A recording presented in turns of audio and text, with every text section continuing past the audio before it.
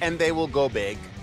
The Great Plains of North America lie in wait for man and machine.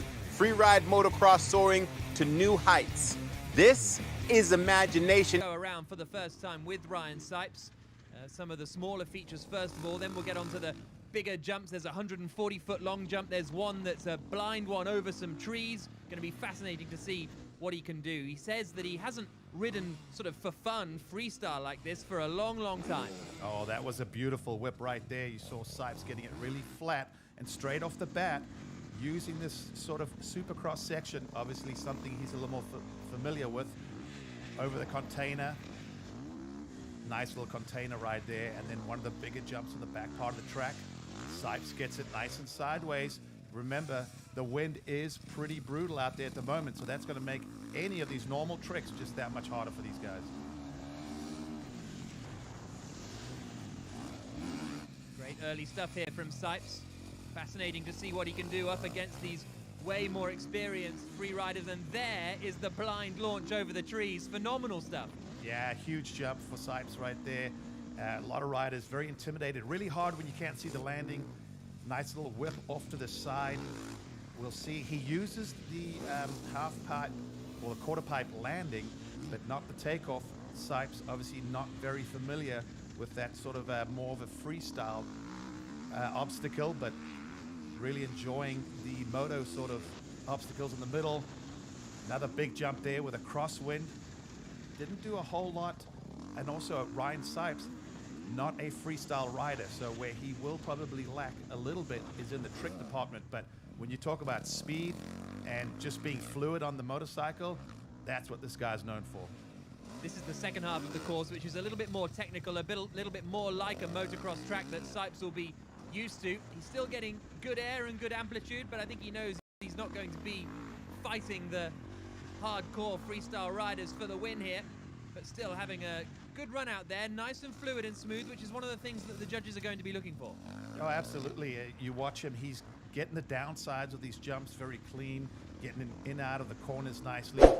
He's been able to get the bike pretty sideways in both directions, and you see right now, trying to be a little creative, hitting some of the sides of the jumps, going across. Oh, a little nose wheelie there as a drone goes flying by, giving us some great camera angles.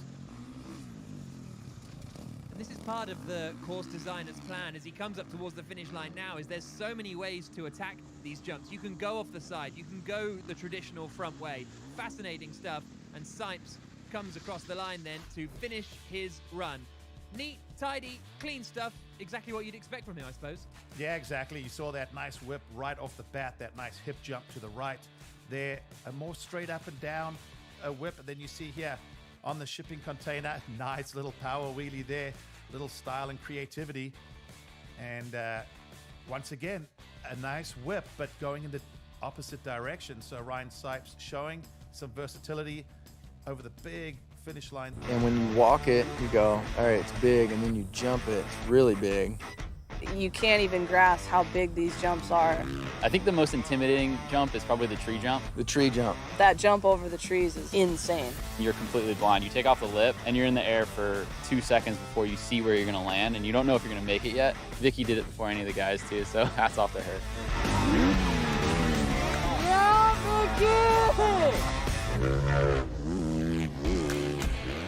I've seen a lot of courses, I've ridden a lot of courses, but I've never seen one alive from the ground up. I was pumped that I was able to guinea pig this course. One little mistake, if you go a little too long, like these jumps are no joke. Follow Tyler in and get rid of the guessing game, and we're all having fun. Can't wait. Here he goes then. Tyler Behrman, the man behind this course, drops in for his first running competition. He's been the guinea pig for this course, and he initially thought, Grant, that the other riders would think it was unfair that he would build this course and be practicing the whole time. Actually, the other riders are pretty glad that he was the one test riding it. Yeah, well, Tyler has a great amount of creativity right there. Nice whip where he really lags into it. Very unique. Now you see him switching up the course a little bit, trying some different lines that we saw from Sipes a little bit earlier.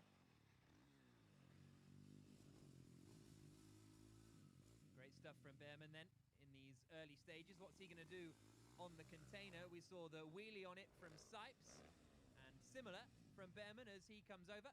Oh, and then a nose wheelie as well off the other end of it. Oh, that was nice. Nice whip there. Different direction from that earlier one that we see off that first big hip that goes to the right-hand side.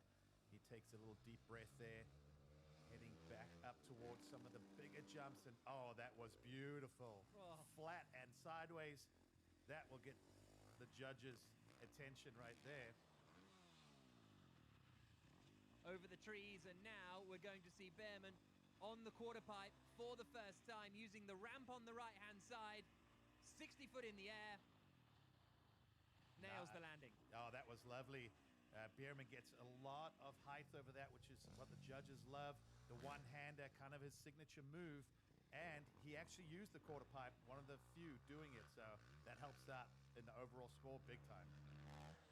Over the 140-foot jump, lands that one as well. Really nice stuff this from Behrman as he comes on to now the more technical part of the course, the more motocross style section.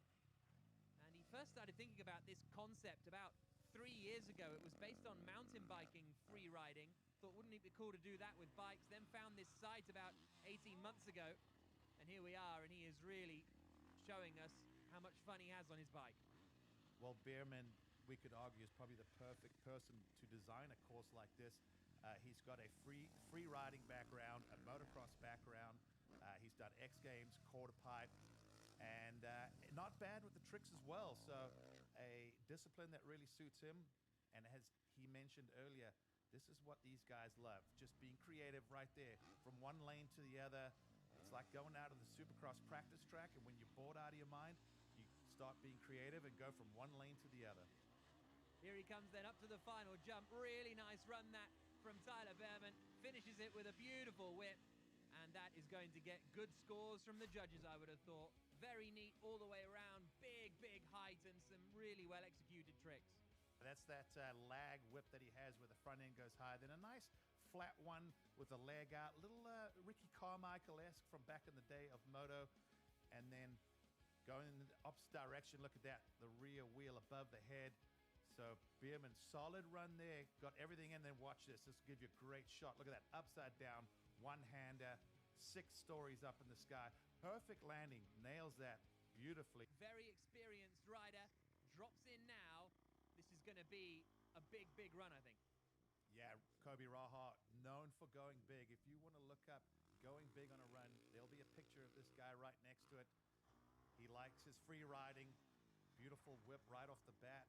He also has a lot of tricks in the bag, so expect him to bust a few out. That'll help him in that scoring department. Maybe his weakness is not a Supercross sort of background. Nice no-hander off that double. Into a can. Nice creativity so far. And then a beautiful knack-knack, so really getting some variety in. Yeah, we saw that Tyler Behrman was mainly doing the whips, and very good whips, don't get me wrong, but as you say, a bit of variety, a wheelie all the way over the container as well. So this is nice, good stuff, a bit of a Superman as he comes over that jump. you could actually hear him in the air there from our drone. Little commentary from Kobe himself. Nice, like you said, Superman. But that was also a good ride along the container. He got onto it very early, wheelied the entire thing. Nice whip over that big double. Again, throwing the bike in the opposite direction and then over the big tree gap there. Very intimidating. And this is his specialty coming up right here. Up to the quarter pipe then. 60 foot in the air once more.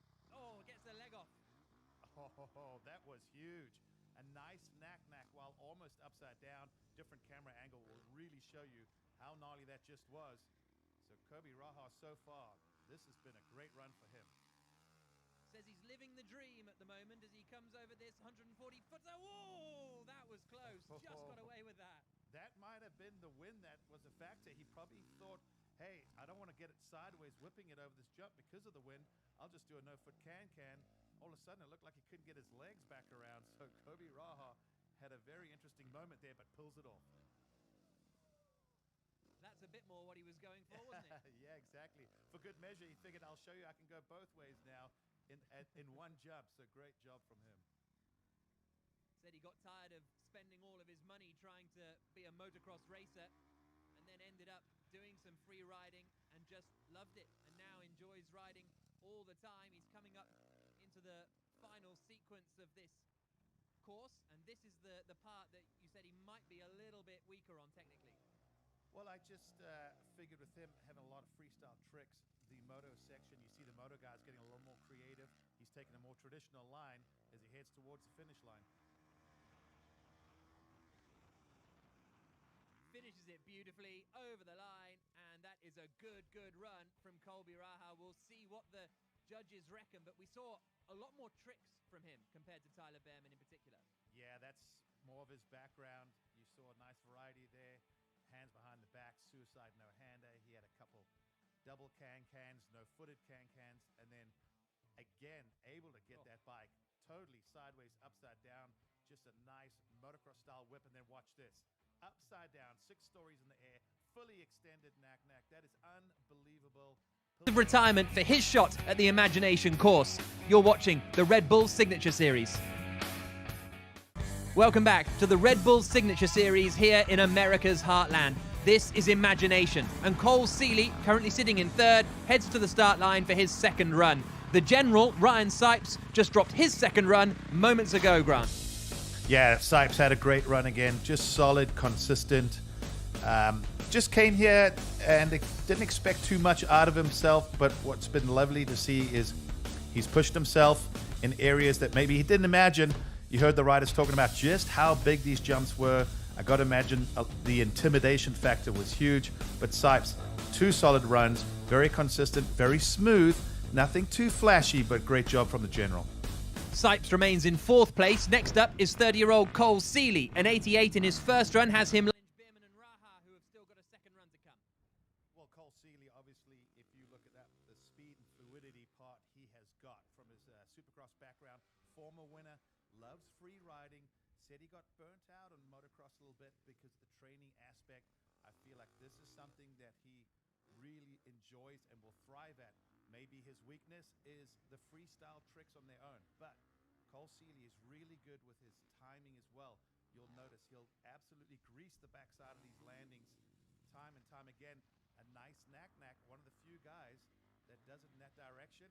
Oh, and off the side of the container. So Seeley trying to be a little creative, maybe from his moto background where the guys at the test track get burned out, and they try and find where you can go from one lip to another landing on another lane. Nice sideways again there over that decent-sized jump. So Seeley's shown us he can whip to the right, to the left.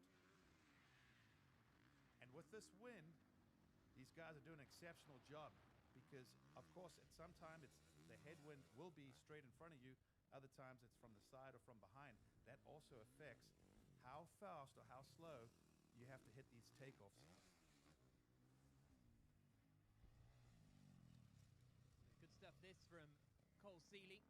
How much of a factor is the wind in its unpredictability? Like, sometimes do you not know until you're in the air where the wind's going to be coming from each time? Woo! Well, on a jump like that, absolutely. You're going over the trees and the wind swirls a little bit. Let's see what Cole Seeley does. Well, he doubles in by this quarter pipe into the landing, but not physically using the quarter pipe that we did see from Behrman and Raha, but Cole using the jumps more. So losing in some areas, but I feel like really utilizing different parts. Look at this. Jumps into the landing of the quarter pipe. So nice work here from Seeley, trying to use the entire course